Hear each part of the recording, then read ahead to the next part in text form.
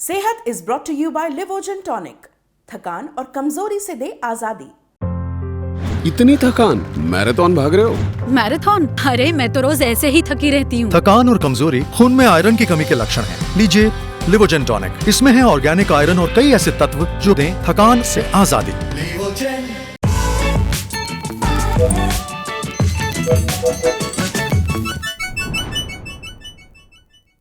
नमस्कार आदाब, मेरा नाम है सरवत। आप देख रहे हैं सेहत। पहला सेगमेंट है हालचाल।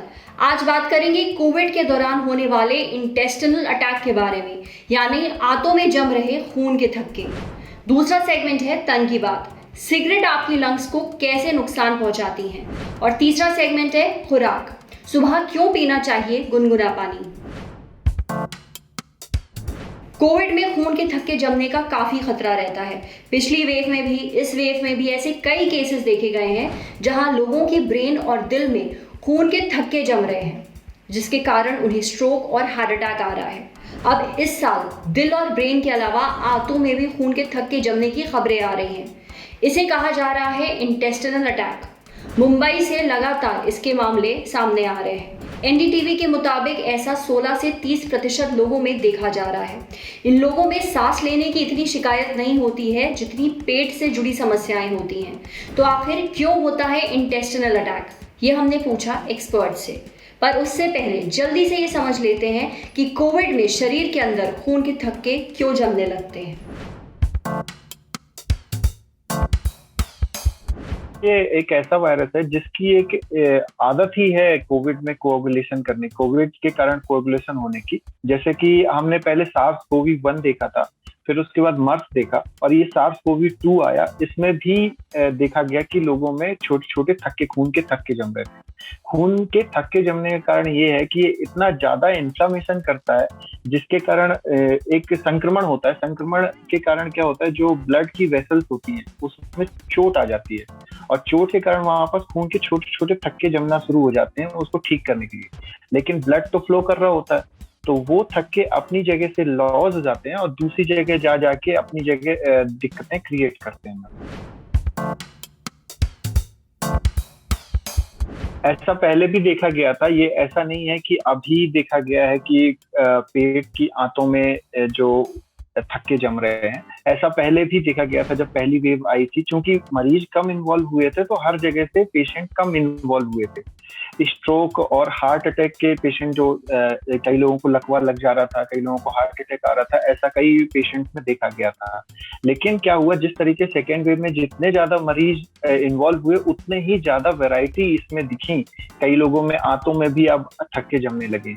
क्या होता है, जब ये लॉस होता है, अपना जो थक्का होता है वो छोटी छोटी नलियों में, नसों में जाके वो फंस जाता है, और नसों में फंस जाने के कारण उसमें जो अंग इन्वॉल्व हो जाता है उसमें दिक्कत आना शुरू हो जाती है। क्योंकि सबसे ज्यादा ब्लड सप्लाई ब्रेन में चाहिए होती थी, तो ब्रेन में वो थक्के जाके जम जाते थे। हार्ट में चाहिए होती थी तो हार्ट में जम जाते थे। लेकिन अब जैसे जैसे अलग अलग मरीज देखने मिल रहे हैं, जितना ज्यादा संक्रमण हो रहा है, तो वेराइटीज ऑफ जो प्रेजेंटेशन हो गया वो डिफरेंट हो गया है। तो ऐसा नहीं है कि ये पहली बार हुआ है, पहले भी ऐसा हो रहा था। क्योंकि मरीज ज्यादा अब इन्वॉल्व होने लगे तो अब आंतों में भी दिखने लगा। पहले भी हमने आंतों के मरीजों को भी देखा हुआ है कि उनके इंटेस्टाइन ब्लॉक हो जाती थी, और उसके कारण क्या होता था, पेट फूल जाता था और दूसरी कॉम्प्लिकेशन से स्टार्ट हो जाते थे। खून एक ऐसी चीज है जो न्यूट्रिशन पहुंचाता है बॉडी के ऑर्गन को। अगर खून नहीं पहुंचेगा तो ऑर्गन को न्यूट्रिशन मिलना बंद हो जाएगा, और जब न्यूट्रिशन मिलना बंद हो जाएगा तो वो चीज मरना शुरू हो जाएगी।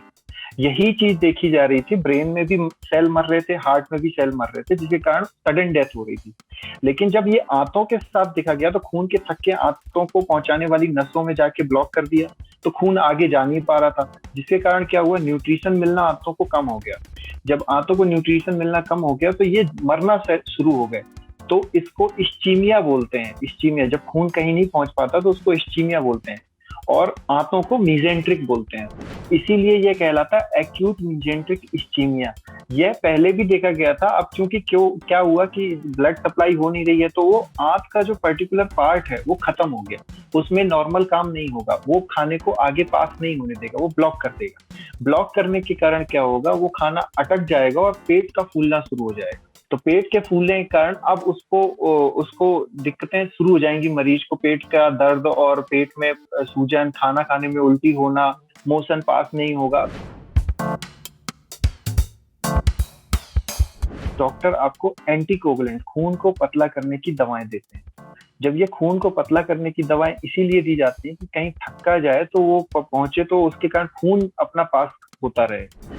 तो देखा गया है कि जब ये बीमारी होती है और सीवियर स्टेज में होती है तो इसको प्रिवेंट नहीं किया जाता है, किया नहीं जा सकता। तो उसमें हम मल्टीपल इंजेक्शंस और ये सब चीजें, डी डायमर के टेस्ट करवाते हैं तो उसको देखने के लिए कहीं बढ़ तो नहीं रहा है।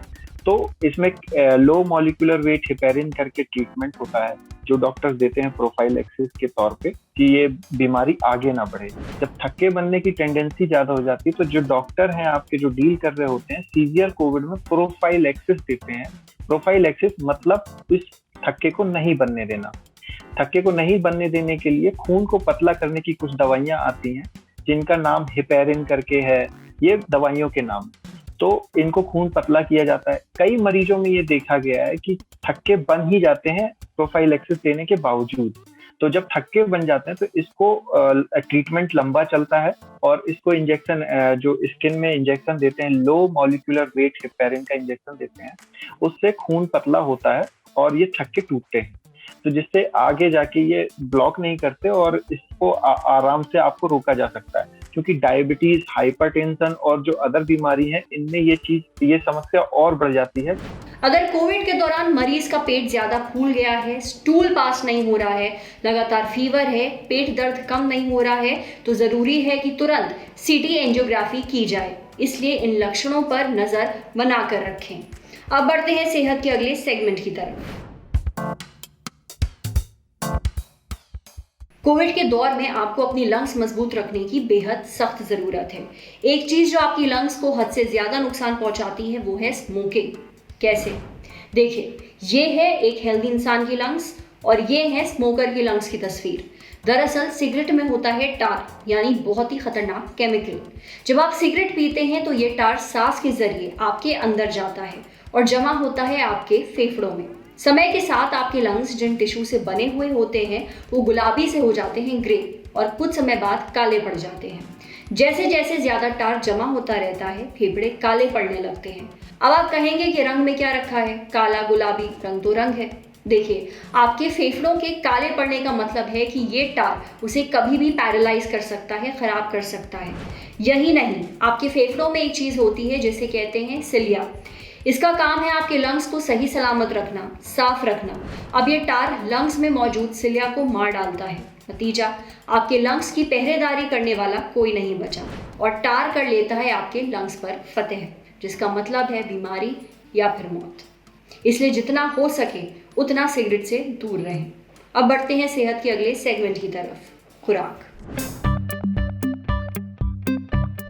खाली पेट पानी पीना आपके डाइजेस्टिव सिस्टम के लिए बहुत अच्छा होता है, पर ध्यान रहे ये पानी ना तो बहुत ठंडा हो ना बहुत गर्म, रूम टेम्परेचर पर हो या थोड़ा सा गुनगुना। आप इस पानी में थोड़ा नींबू भी डाल सकते हैं। इससे आपको विटामिन सी भी मिलता है और आपकी बॉडी से टॉक्सिन्स भी निकल जाते हैं, यानी आपका शरीर अंदर से साफ रहता है। आज सेहत पे इतना ही। अगर आप एक डॉक्टर हैं और हमसे कुछ शेयर करना चाहते हैं तो जो ईमेल आईडी इस वक्त आपको अपनी स्क्रीन पर दिख रही है उस पर हमें एक मेल भेज दीजिए। ये वीडियो फेसबुक पर देख रहे हैं तो हमारे फेसबुक पेज को लाइक करिए, यूट्यूब पर देख रहे हैं तो हमारे चैनल को सब्सक्राइब करिए, बेल आइकन पर ज़रूर क्लिक कर दीजिए ताकि जब भी हम कोई नया वीडियो अपलोड करें तो उसका नोटिफिकेशन आप तक सबसे पहले पहुँचे। Thank you.